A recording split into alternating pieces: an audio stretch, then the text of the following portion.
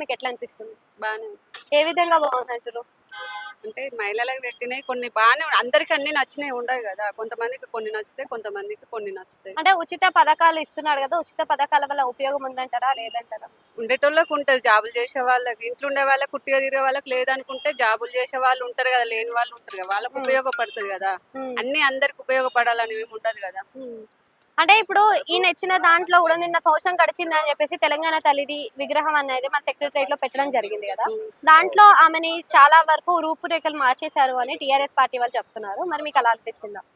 రూపురేఖలు అంటే దాన్ని ఇక వాళ్ళ ఉద్దేశం మనకు తెలియదు, దాన్ని వాళ్ళు సొసైటీ అన్నది చూసుకుంటారు. ఆ. వెనక్కి జరుగు. ఓకే. అయితే కేసీఆర్ పరిపాలన 10 ఏళ్ల పరిపాలన చూసినారు. ఇప్పుడు రేవంత్ రెడ్డి సంవత్సరం పరిపాలన చూస్తున్నారు కదా. బస్ వచ్చింది మేడం. ఆగుతుంది. ఆ చూసిండ్రు కదా, ఈ రెండిట్లో ఎవరిది బెస్ట్ అనిపించింది మీకు?